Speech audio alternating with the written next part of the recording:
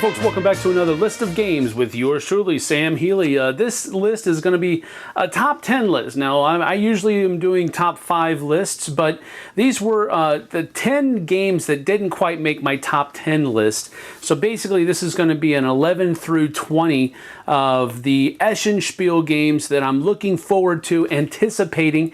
Don't know if they're going to be good or not, but I have a sneaky suspicion that I'm going to like them. But they weren't... I wasn't anticipating them enough to have them included in my top 10 that I did with Tom and Z. So these are my 11 through 20 Essen Spiel games that I'm anticipating and I think I'm going to like. Let's get down to it. So my number 20 from the Essen Spiel games that are out there is a game called 9 Worlds. And I first saw this at UKGE where it was being shown. I didn't get to demo it, but I liked the look of it. I liked the theme of it. It's called 9 Worlds. It's going to be put out by Medusa Games, and the designer is Richard Denning. And this is, I like the theme of the game. I like the fact that it's kind of a worker placement type game. I like a lot of it. The components are kind of iffy for me. Those little, I don't know, those glass beads, those are hit or miss for me. But I think the gameplay is gonna sway it in my favor. So it just squeaked in at number 20, 9 Worlds from Medusa Games. Now, my number 19 is a game called Honshu. It's being put out by Lotabelit, and I'm not going to try to pronounce the designer's name, but I did look it up, and I do know who it is. I just don't want to mess it up. But Honshu is a trick-taking game with some hand management in there as well. And the reason I'm looking forward to this one, kind of, almost skeptically, is that it's sometimes people try to take the whole idea of trick-taking and kind of convolute it too much and make it just kind of too weird for me. I know that's really a very nebulous reason to be skeptical about this, but the thing that's pulling me in here is the whole idea of the trick-taking aspect, but then the person who plays the highest card gets to take one of those cards that then turns into map tiles, and you're trying to build your own area, so to speak, and you're doing that trying to score the best points by comboing these different things together. So that's what's really making me look at this a little bit more, not the trick-taking, it's the tile-laying aspect of it. So I do enjoy trick-taking games, but let's see if the two will work together. I hope they do. That's my number 19, Honshu. Now my number 18, I've actually already played a version of this game. This is kind of a re-theming of Among the Stars from Artipia Games, and it's called Fields of Green.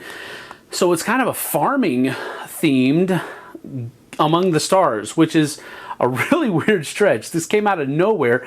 Wasn't expecting this theming of a game that I really do enjoy for a very specific reason. I like Among the Stars, not necessarily for the mechanics, but for the sci-fi theme that's around it. So I'm curious as to see if I'm going to like this one as much as I do Among the Stars. Now, it could be, as I was thinking about this, that this is going to be another way that I can take this mechanisms, these mechanisms,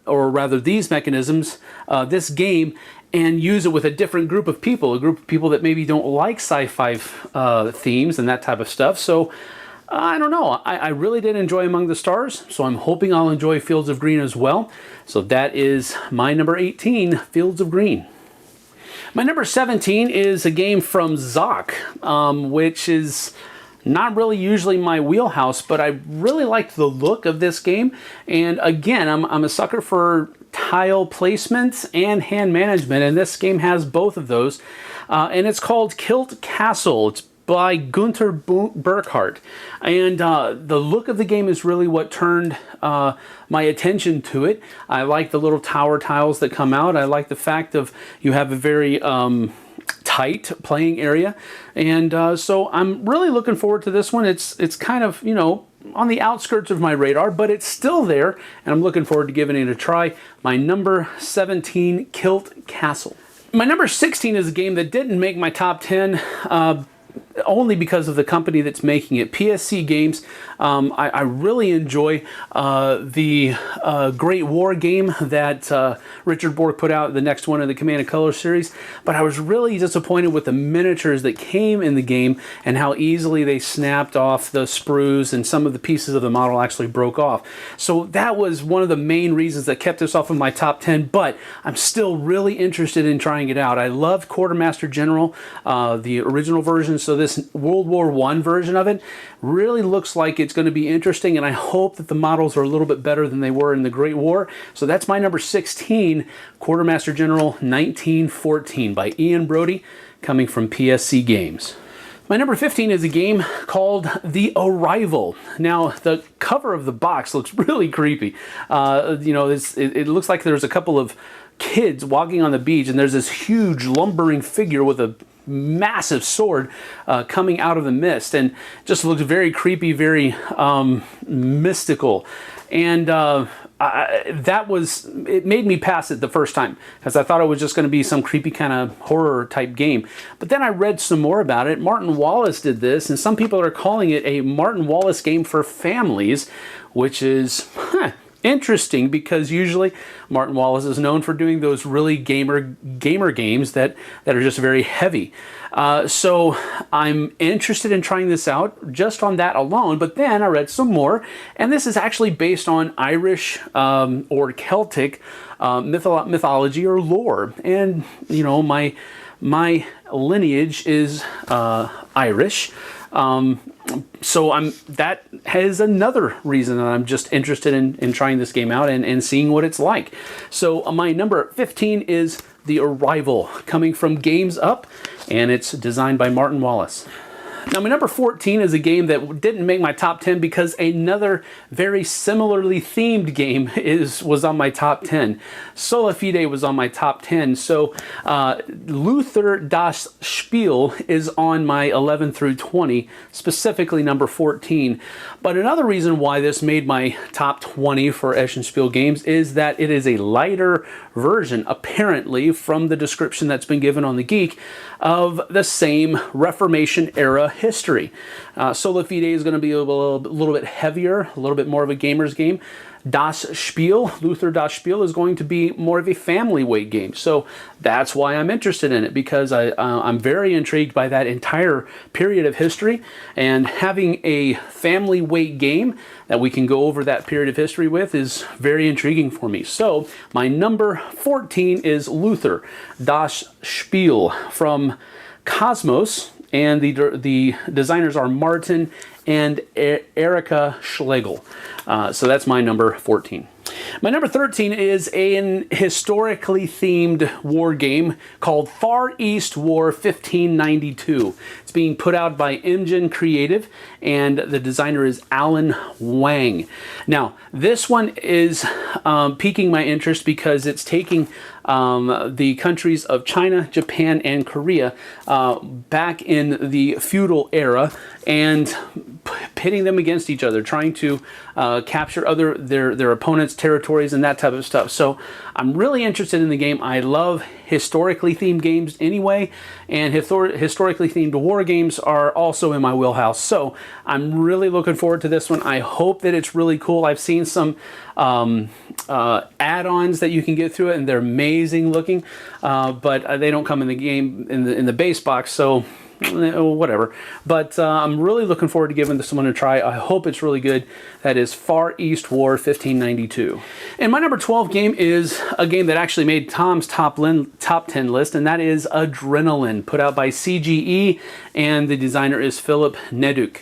Now, I'm a sucker for first-person shooters. I really enjoy those kinds of video games. So when they make board game versions of those, I am interested in them, but I have been disappointed in the past. So that's one of the reasons why it didn't make my top 10. I'm kind of being apprehensive about my excitement for the game, but I have heard a lot of good things about it. I love the artwork.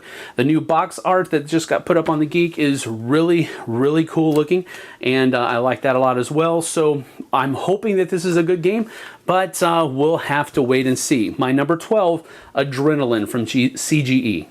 And my number 11 is from Flatlined Games by Bruno Feduti and Serge Laget, and that is Argo.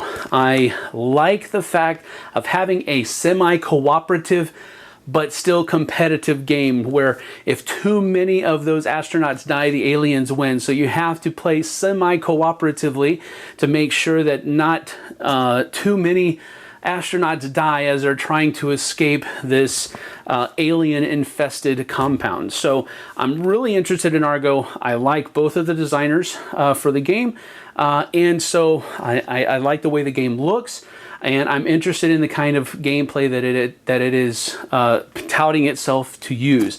So there's a whole lot of reasons why this is very close to making my top 10, but just quite missing it. But Argo is my number 11 from Flatlined Games. So those are the next 10 games that I'm really looking forward to, with the Essen Spiel coming in just under a week now. And so I hope that I really don't think I'm going to be able to get to play all 20 of these games, but eventually I hope I will be able to play all of my top 10 and all of these 11 through 20s. So until then, we'll see you guys on the flip side.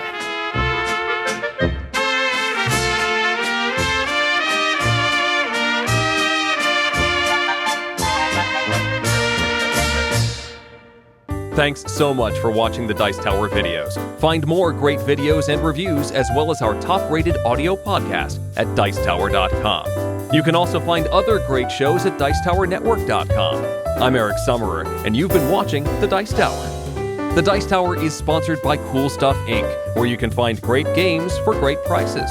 Cool stuff in stock. Check them out at CoolStuffInc.com.